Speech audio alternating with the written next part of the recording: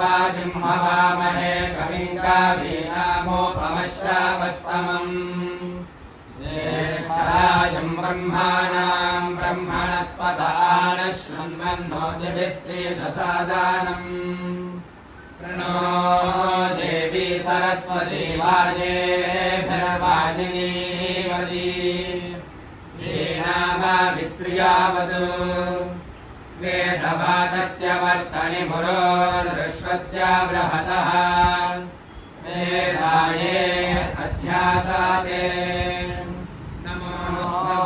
ब्रह्मणे नमो अस्मग्नये नमः पृथिव्यै नमो ओषाधीभ्यः नमो वाचे नमो वाचस्पताये नमो विष्णवे महते करोमि ॐ शान्ति शान्ति शान्तिः उदुद्यं जातवेदसं देवं वाहन्ति केतवाः ऋषे विश्वाय सूर्यम्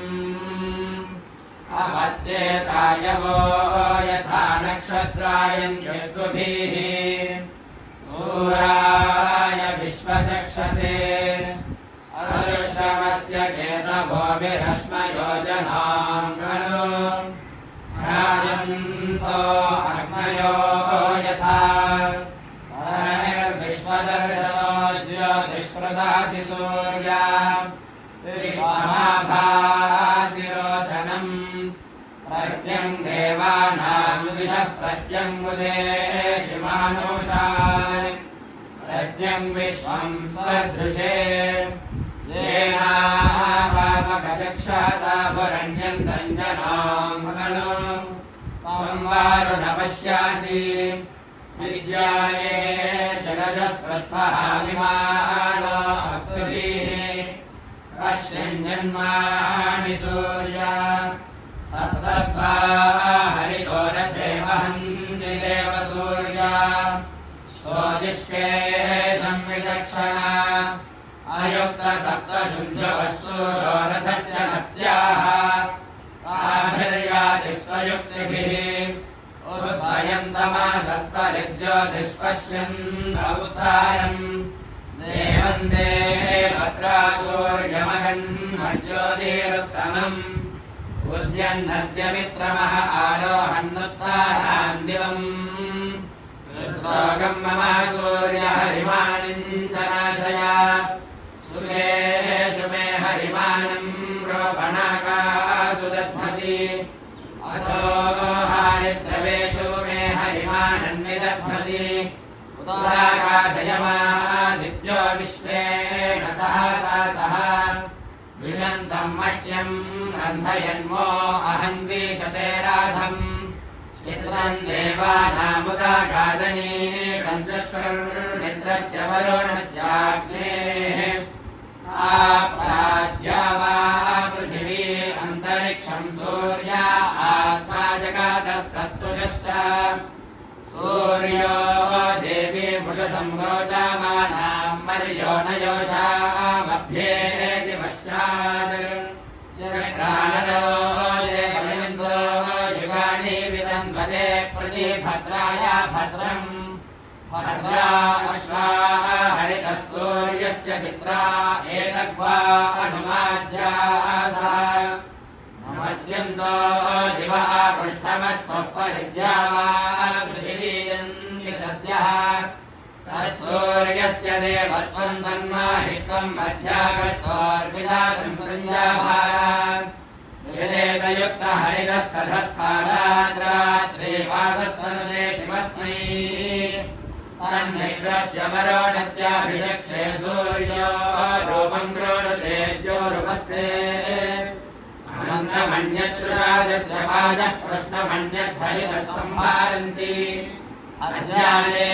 वा उदिता सूर्यस्य निरम्भासप्यभृता निरापद्यात् तन्नो मित्रो वरुणो वामहन् वामुदीति सिन्धपृथिवी उदद्योः इन्द्रं मित्रं वरुणमग्निमाहुरथो दिव्यस्य सुपर्णो गरुत्मान् एवं सद्विप्रा बहुधा वादन्त्यग्नियमम्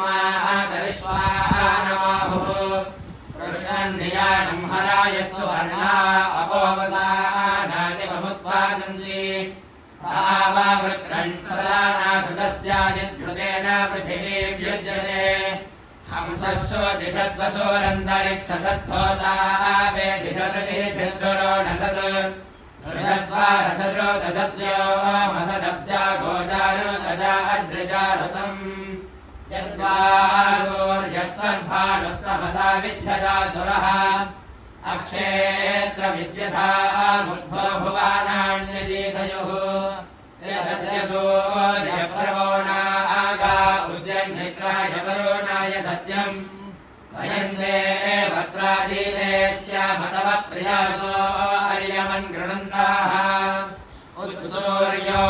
बृहदच्चीं श्रेत् पुरविश्वानिनि ममानुषाणाम् समोधिवादाजुषे रोषामानः कृत्वा कृतस्रोतः कर्तृभिर्भूत् सूर्यप्रति पुरो न उद्गा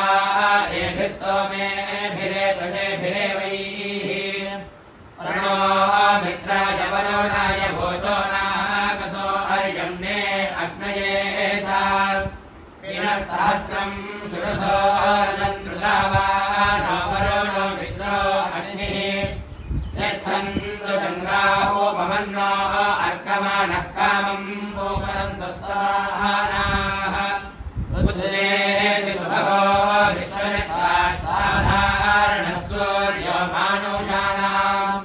चक्षुर्मित्रस्य वरुणस्य देवश्च मे वयः समविव्यक्तमांसि उद्वेति प्रसभीभाजनानाम् महाङ्गेतुरर्णवः सूर्यस्य समानम् चक्रम् पर्यावृतः सन्निधे दशोभादिभूर्षयुक्तः विभाजमान उषसामुपस्थाद्रेभैर्देत्यनुमज्यमानः एष मे देवः सा पिता गच्छन्वयः सा मानन्न प्राविनाधिधामा दिवो रुक्मो रजक्षा उदेति दूरे अर्थस्तननिर्भ्राजामानः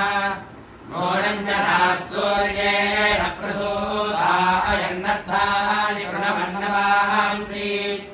यत्रा चक्रुरमृता गातुमस्मै श्येनो नदी यन्नन्वेति बाधाः उदुद्यन्तर्षदम् वपद्दिवगेति प्रतिपरे माशुर्वहाति देववेदाशो विश्वस्मै चक्षासे हरम् श्रेष्ठश्रेष्ठो जगातस्थस्थुषस्पतिम् समर्या विश्वमारजाः सप्तस्वसारस्सु विलाय सूर्यम् वहन्ति हरितो रथे तच्चक्षुर्देवहीनम् शुक्रमुच्चरात् पश्येम शरदः शतम् जीवेम शरदः शतम्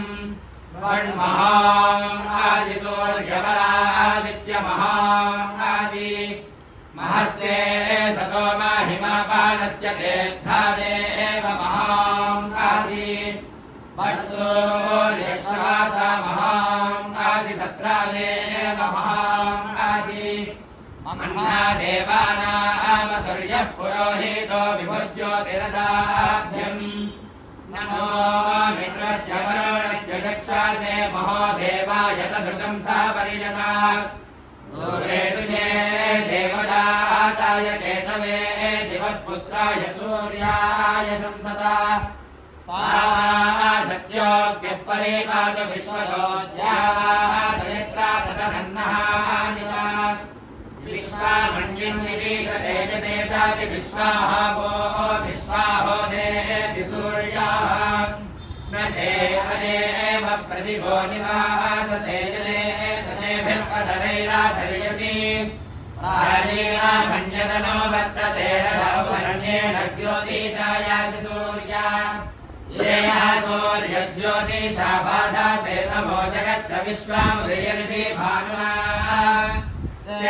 तेनास्मद्विश्वामने रामनाहुतिमपामि वामपादुष्वप्न्यम् स्वा विश्वस्य हि प्रेषितो रक्षासि व्रतमिहेरयन् वृक्षरासि स्वधामनो यदद्यत्वा सूर्योपप्रवामहे तन्नो देवा अनुमंसेरदक्रतुम् तन्नोऽद्यावा पृथिवी तन्नाप इन्द्रः शृण्वन्तु मरुतो हवं वचाः सूने भूमसूर्यस्य सन्दृशे भद्रं जीवन्तो जरणामाशीमहि विश्वात्मा सुमनासः सुरक्षासः प्रजावन्तो अनमीवा अनागसः उद्यन्तन्तामित्रमहो दिवे दिवेद्योर्जीवाः प्रदेपश्येम सूर्या महेज्योतिर्बिभ्राजन्ता विचक्षणभास्वन्तं चक्षुषे चक्षुषे मयाः आरोहन्तं बृहदः पादासस्परे वयं जीवाः प्रदेपश्येम सूर्या यस्या ते विश्वा भुवानानि केतुना प्रजेना ते निचा विशन्ते अक्लुभिः अनागास्त्वेना हरिकेश सूर्याह्नान्नानो वस्यासावस्य सोजीः शन्नो भवदक्षासा शन्नो अन्नाशं भानुनाशं हिमाशं घृणेन यथा समर्थं चमसद्गुरोणेन सूर्यन्तरेनन्धे चित्रम् अस्माकं देवा उभयाः यजन्माने शर्मा यच्छनद्विपदे चतुष्पदे अनद्विवादोज्जयामानमाशीतं तदस्मे शैलोदारबोधाधातना यद्गो देवाश्च ब्रह्मधिपया गुरुमनासो वा प्रयोति देवहेलाणम् अमरावायो नो अभिदुच्छ्रणाय देवस्मिन्द्रदेनो वसवो निधेतना सूर्यो नो नमस्पादुवादो अन्तरिक्षात् अग्निर्नः पार्थिवेभ्यः जोषा सवितर्यस्य देहरशतं सवाम् अर्हाति आहिनो विद्युतः पतन्त्याः चक्षुर्नो देवस्साविता चक्षुर्नो उदपर्वातः चक्षुर्धाता दाधातुनः चक्षुर्नो देहि चक्षुषे चक्षुर्लिखे नमोभ्यः सञ्चेतं विदापश्येम सन्दृशन्ता वयं प्रदेपश्येम सूर्या विपश्येम रजक्षासः विभ्राट् बृहत्सेवनु सौम्यं मध्वायुर्दधद्विघ्नवादापविकृतम् पादायोतो यो आभिरक्षादित्मना प्रजाः पूपोषपुरुषा विराजति विभ्राट् बृहत्सभृतं वाजसातामन्धर्मं दिवो धरणे सत्यमर्पितम् अमित्रः वृत्रः दस्यो हन्ता ज्योतिर्यज्ञे असुरः सावत्नः इदं श्रेष्ठं ज्योतिषां ज्योतिरुत्तमं विश्वयुद्धानजुजुच्यते बृहद् विश्वभ्राड्राजो महिसूर्यो दृशौर्वप्रथे सह वोजो अच्युतं विभ्राजं ज्योतिषा स्वारणक्षोरोचनं दिवः ये नेमा विश्वा भुवानान्याभ्योता विश्वकर्मणा विश्वदेव्यावता आयङ्गो कृष्णेरक्रमेतसादन्मातरं पुरः पितरञ्च प्रयन् स्वाहा अन्तश्चारतिरोचनास्य प्राणादामानदी व्यक्षन्महिषोऽयम् विराजदिवाक्पादङ्गायाधीयते तदेव स्तोरहद्युभिः तदञ्चा सत्यं चाभिर्भात्वसोऽध्याजायत ततो रात्र्याजायत ततः समुद्रो अर्णवः समुद्रादर्णवादधे संवत्सरो आजायत अहोरात्राणि विदधद्विश्वस्य मिषतो वशी सूर्याचन्द्रमसौ धाता याथा पूर्वमाकल्पयत् दिवञ्च पृथिवीं चान्तरिक्षमथो स्वाहा सविता पश्चादात् सविता पुरस्तात् सवितोत्तरात्तात् सविता धरात्तात् सवितारस्वत सर्वदां सवितानो राजनां दीर्घमायुः नमो ब्रह्मणे नमो अस्मग्नये नमः पृथिव्यै नमो ओषधीभ्यः नमो वाचे नमो